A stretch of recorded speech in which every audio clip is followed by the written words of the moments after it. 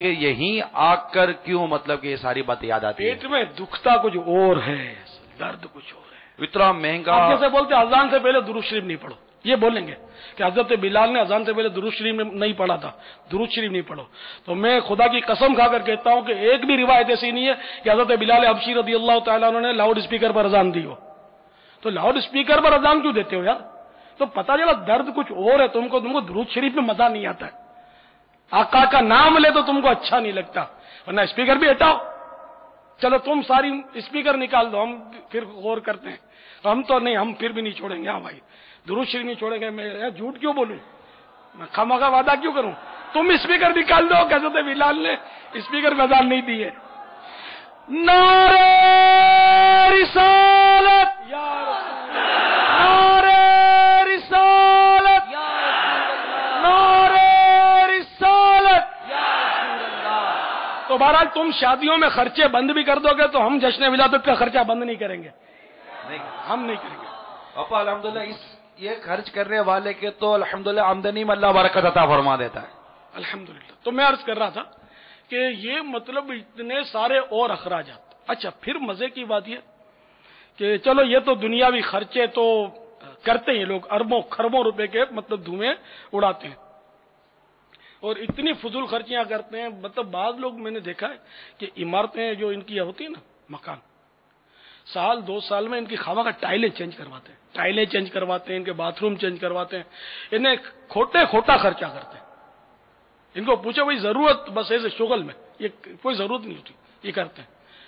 ان کی بیوقوفی پر مجھے رحم آتا ہے، رحم کہ ایسے بیوقوف لوگ ہیں یار۔ خامہ چلو ٹھیک ہے، غریب کو نہیں دیتے مگر اس طرح یار قدموں میں یہ ٹائلیں تو نہ ڈالیں خامہ کا بدل کر۔ ذرا فیشن بدل جاتا ہے تو کار بیچ کے آدھی قیمت میں یا جیسے بھی دوسری کار لیں گے، ہے نا، ماڈل چینج ہوتا ہے۔ ان کو کوئی نہیں بولتا، بلکہ یہی لوگ کہ ڈوب نہیں مرتے، یہی لوگ بولتے ہیں، اسی طرح کے لوگ بولتے ہیں جشن ولادت میں اتنا خرچہ تو کسی غریب کو کھلا دیتے، کسی بیوہ کی مدد کر دیتے، کسی بے روزگار کو دکان لگا دیتے، تو تم لگا دو نا یار، تم چلو پیچھے اس ایمان کے، ہم تمہارے پیچھے بھی رہنے کی کوشش کریں گے اچھے کاموں میں۔ تو یہ کہ خالی مطلب ایک انگلی اٹھاتے ہو، تین انگلی تمہاری طرف آ رہی، یہ نظر نہیں آتی تم کو، تو درد کچھ اور ہے۔ اچھا اب اس کے علاوہ اسلامی معاملات میں بھی، دیگر معاملات میں بھی بہت خرچے ہیں۔ حج پہ کتنا خرچہ ہے؟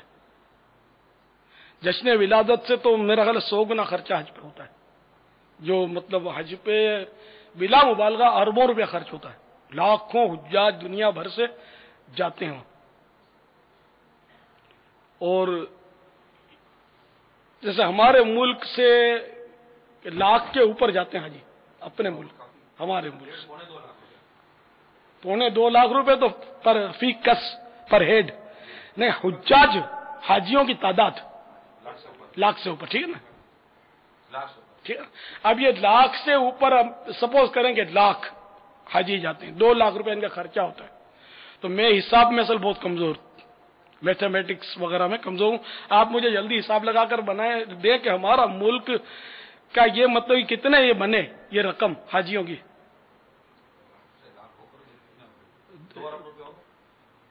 2 لاکھ اور لاکھ، خالی یہ پاکستان چھوٹا سا ملک ہے اور غریب ملک ہے، ابھی تو بعد میں تو حج بند کروانے کی بھی تحریک پھر چلاؤ اگر تمہاری ہمت ہو تو، جشن ولادت کی باری تو بعد میں آئے گی، تو مستحب کام ہے، کیلکولیٹر کام نہیں کر رہا ہمارے اسلام بھائی کا، نہیں کر رہا نا، تو 2 ارب شاید آپ نے ابھی، مجھے لگتا ہے وہ لاکھ کو لاکھ سے کریں تو تقریباً وہ ہو گیا، ایسا لگتا ہے واللہ عالم۔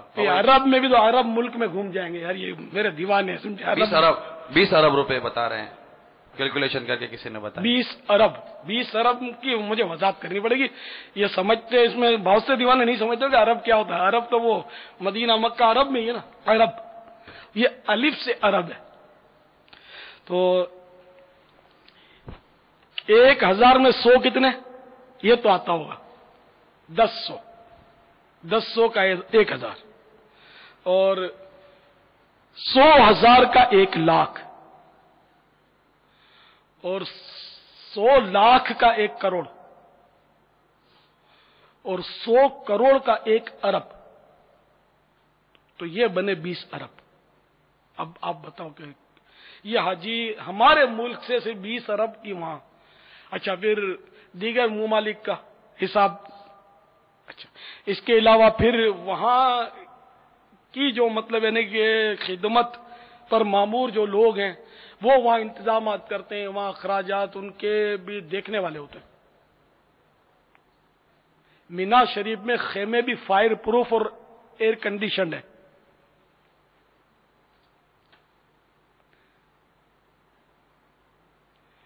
تو میرے خیال میں کیلکولیٹر تو یہ ہمارے یہاں کے حاجیوں کی رقم لگانے میں فیل ہو گیا, ٹھیک ہے نا.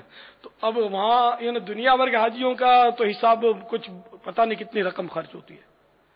تو کیا نعوذ باللہ یہ کہیں گے کہ حج بند کروا دو, غریبوں کی مدد کرو. تم مدد کرو نا, مگر مجھ کے آنسو خالی بہانے آتے ہیں, مدد کرو, اللہ قبول فرمائے. تو امید ہے سمجھ آ گئی ہوگی کہ جو رقم جو ہے نا اللہ کی رضا کے لیے جائز کاموں میں خرچ کی جاتی ہے وہ اسراف نہیں ہوتی.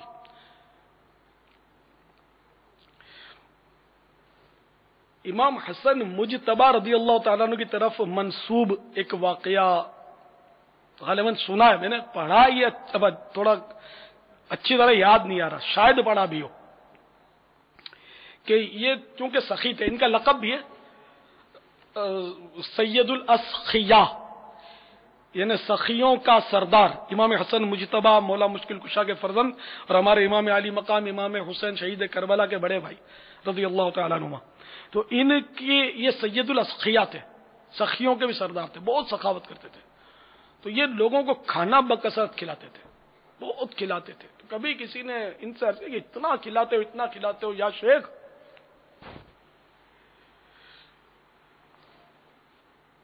لا خیر فی الاسراف, اسراف میں کوئی خیر نہیں ہے, آپ کیا اتنا کرتے ہو. امام حسن مجتبی رضی اللہ تعالیٰ عنہ نے جو جواب دیا وہ بس ایک یعنی دو لفظ ہے جس نے سارے مسئلے حل کر دیے. لا اسراف فی الخیر, یعنی خیر میں بھلائی میں اسراف ہی نہیں. تو ہم یہ سونے کے بلب بھی جشن ولادت کے لٹکا دیں تو اسراف نہیں ہے. شکر کی کرم کا بھی ادا ہو نہیں سکتا, شکر کی کرم کا بھی ادا ہو نہیں سکتا, دل تم پہ فدا جانے حسن تم پہ فدا ہو, دل تم پر فدا جانے حسن تم پہ فدا ہو. یہ تو مولانا حسن رضا خان کا شعر تھا. ان کے بھائی جان امام اہل سنت اعلی حضرت امام احمد رضا خان علیہ رحمت الرحمان فرماتے ہیں, کروں تیرے نام پہ جاں فدا,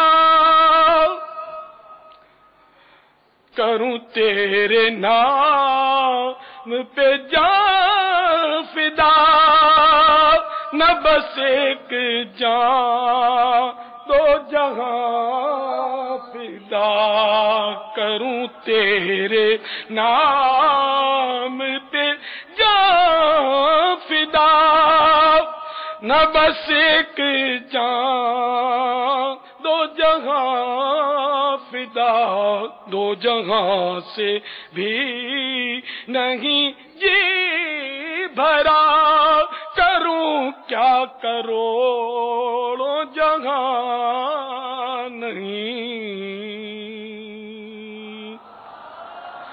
صلو علی الحبیب صلی اللہ تعالی علی محمد. ہم ربیع النور میں جھنڈے ہرے لہرائیں گے, ساری گلیاں روشنی سے جگمگاتے جائیں گے.